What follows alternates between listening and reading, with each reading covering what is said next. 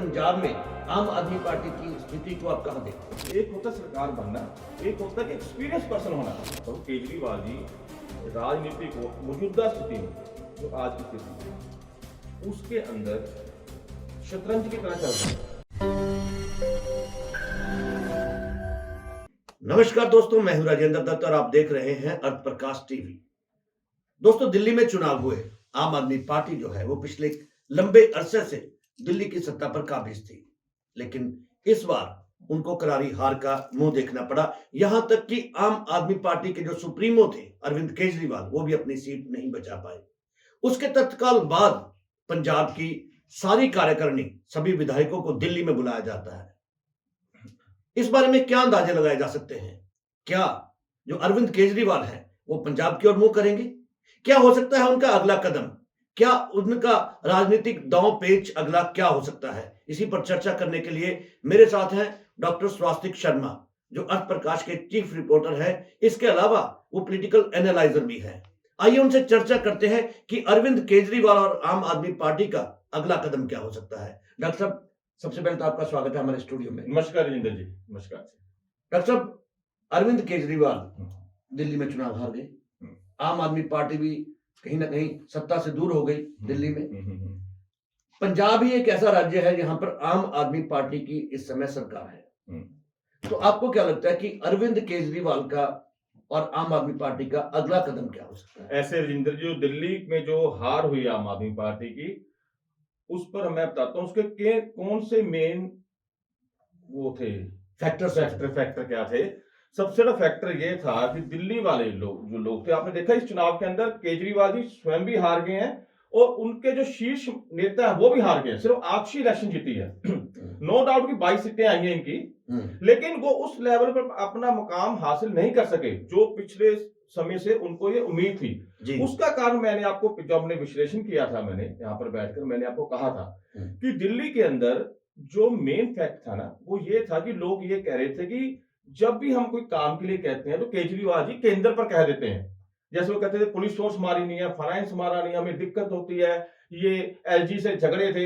इन झगड़ों को ना लोगों ने सोचा कि ये झगड़ों के बीच हम क्यों पड़े, जो हमारे पास सब्सिट्यूट है। और भारतीय जनता पार्टी ने वो मुद्दे बहुत छितरा उठाए और आपके रिजल्ट आपने देख लिया।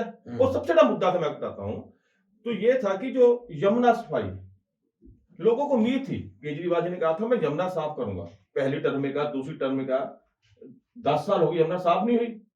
तो लोगों ने, ये भी फैक्टर थे जो लोगों की ना मूलभूत सेवाओं से जुड़े हुए थे, इसके कारण दिक्कत आई। इसके कारण आम आदमी पार्टी फैक्टर्स पे हम ऑलरेडी बात कर चुके हैं। अगला कदम क्या हो सकता है इनका? देखिए, जैसे ही चुनाव खत्म होता, आपने देखा था केजरीवाल जी ने पंजाब की एमएलओ की मीटिंग बुलाई थी दिल्ली के अंदर। तो कयास लगाए जा रहे थे कि केजरीवाल जी पंजाब में आ सकते हैं। क्योंकि देखिए, कुछ राजनीति में ऐसे होता है कि जब इंसान हार जाए ना, एक महत्वाकांक्षा होती है, जो सत्ता के बीच में रहना आदि हो जाए ना, तो उसको सत्ता में रहने की मजबूरी हो जाती है। बिल्कुल, इसको आप महत्वाकांक्षा कह दिए। तो नो डाउट कि केजरीवाल जी के पास सिर्फ एक ही चांस था, पंजाब। ये भी कयास लगाए जा रहे थे कि पंजाब के मुख्यमंत्री बनेंगे, लेकिन पंजाब के मुख्यमंत्री नहीं बनेंगे वो, क्योंकि उनको पता है कि अगर पंजाब के मुख्यमंत्री की बात की तो स्पष्ट यहाँ पर रिवोल्ट खड़ा हो जाएगा पार्टी के अंदर। क्योंकि पंजाब की स्थिति भी मौजूदा ऐसी नहीं है। अब जिस समय विधानसभा चुनाव थे, लोकसभा चुनाव थे, उस समय परिस्थिति अलग थी, लेकिन अब परिस्थिति वहां पर पंजाब में ऐसी नहीं है, बिल्कुल जमीनी स्तर पर। तो इस कंडीशन के अंदर तो केजरीवाल जी आना चाहते हैं, लेकिन आपको एक चीज बताता हूं, केजरीवाल जी राजनीति को मौजूदा स्थिति में, जो आज की स्थिति है, उसके अंदर शतरंज की तरह चल रहे हैं। शतरंज के अंदर वो ये सोच रहे हैं, मैं आपको यहाँ पर प्रूव करूंगा कि उनका अगला कदम क्या हो सकता है। और एनालाइज कर जैसे आपको पता है कि एनालाइज ठीक होता है, वो बिल्कुल ठीक होता है, क्योंकि हम निगाह रखते हैं। तो उस एनालाइज के बिहार पर आपको लगेगा वो ऐसा ही होगा, क्योंकि केजरीवाल जी ये भी चाहते हैं कि वो सत्ता में बने रहें और पार्टी के अंदर वोट ना खड़ा हो। और भगवंत मान जी के ऊपर कोई ऐसा एलिगेशन नहीं है, क्यों हटाएंगे वो, आप ये बताइए ना। बिल्कुल। यहाँ तक कि देखो, जो जनता के बीच में पंजाब में जो जमीन थी पहले आम आदमी पार्टी को खिसक रही है, लेकिन वो इतना रिवॉल्व नहीं करेंगे यहाँ पर। तो आपको मैं बताता हूं कि ये जो, अब आपको चीज बताता हूं, केजरीवाल जी का मेन जो करेंगे और कर सकते हैं और चांसेस क्यों हैं, मैं आपको बताता हूं। पंजाब के अंदर लुधियाना में एक सीट खाली हुई है, गोगी एमएलए थे, गुरप्रीत गोगी, उनकी डेथ हो गई। उसके बाद केजरीवाल जी ने जो संजीव अरोड़ा है राज्यसभा मेंबर, उसको वहां से ड्रॉप करके इन्होंने उम्मीदवार बनाया, क्योंकि राज्यसभा एक जगह से दो बंदे नहीं रह सकते। ये बाई इलेक्शन में ये सोचते हैं कि इनको जिताकर विधानसभा में भेज देंगे और खुद वो राज्यसभा में जाएंगे, राज्यसभा में यहां से, ताकि वो केंद्र की राजनीति करें। और उनका संजीव अरोड़ा जी का टर्म काफी बड़ा है, तो वो वहां पर अपर सदन में जाकर वो मुद्दे उठाएंगे। और उन्होंने खुद भी कहा था, देखिए कि अगर ये मुद्दे उठाएंगे उससे वो भी सेट हो जाएंगे, पंजाब में भी कुछ दिक्कत नहीं आएगी। ये इनका कदम है अगला, ये हो सकता है कदम। राज्यसभा में जा सकते हैं अरविंद केजरीवाल। हाँ, देखिए मौजूदा स्थिति के हिसाब से जा सकते हैं, हम कह सकते हैं ये इस तरह का जो दाव है ना, जो खेला जो दिख रहा है कि राज्यसभा सदस्य को सीट से करके एमएलए का कैंडिडेट बना रहे हैं लुधियाना वेस्ट से, और उनको जिता के वो तो एमएलए बन जाएंगे। जो राज्यसभा सीट खाली होगी वहां पर और कौन जाएगा? अगर ये प्लानिंग है, अगर ये वो प्लानिंग है उनकी। अगर वो वहां से सीट नहीं जीतते हैं तो फिर क्या कदम हो सकता है? फिर वो जो है अपने क्या कहते हैं उस कंडीशन में भी रिजाइन करेंगे, क्योंकि केजरीवाल ये चाहते हैं कि मैं जो हारा हूं लेकिन हार कर भी जीते वाली कैटेगरी में आ जाऊं। क्योंकि आप बताइए, अगर वो हार जाते, केजरीवाल जी को पंजाब के अलावा और कोई जगह ही नहीं है सुरक्षित, कहां से राज्यसभा में जाएंगे? यही इनका है कि राज्यसभा में जाकर वो पार्टी की जो नीति है जो वो उनको जनता तक पहुंचाएंगे। जनसाधारण का जो इस समय मूड है उसको देखकर इस समय पंजाब में आम आदमी पार्टी की स्थिति को आप कहां देखते हैं? देखिए, नो डाउट कि जो विधानसभा चुनाव गए उसमें आम आदमी पार्टी पहली पार्टी थी यहाँ पर। उसके बाद लोकसभा लीडर ऑफ ऑपोजिशन पहले भी रहे थे ये, तो उसके बाद लोगों को उम्मीद थी, किसान आंदोलन था, उम्मीद थी कि हम इसमें से सरकार बना देंगे, और सरकार बन गई। सरकार बनने के बाद मैं आपको बताता हूं, एक होता सरकार बनना, एक होता है कि एक्सपीरियंस पर्सन होना। सरकार जनता ने जनादेश दे दिया, पूरी मेजोरिटी सरकार आ गई, मेजोरिटी से ऊपर, लेकिन वो सरकार को संभाल नहीं सके। मैं अक्सर कहता हूं राजा बनना आसान है लेकिन राजा का धर्म निभाना मुश्किल है। उसके अंदर फिर भी भगवंत मान ने अपनी पॉलिसियां बनाकर, पंजाब की पॉलिसी जो थी वो बनाकर काफी हद तक जनता को संतुष्ट किया कि हम ठीक चल रहे, लेकिन वो एक्सपीरियंस नहीं कर सके एज जो मुख्यमंत्री का होता है। जैसे आप कह रहे हैं लुधियाना से मिस्टर अरोड़ा को चुनाव लड़ाएंगे और खुद वो राज्यसभा आई थिंक घोषित कर दिया। अच्छा, तो ये कदम जनसाधारण के मूड को देखते हुए कितना सही है? देखिए, मैं बताता हूँ, जनसाधारण की मूड, देखो बात आपने कही है, एक होता है कि जो राज्यसभा सीट है ना वो बैकडोर से एंट्री होती है। हाँ बिल्कुल ठीक है, ठीक है ना।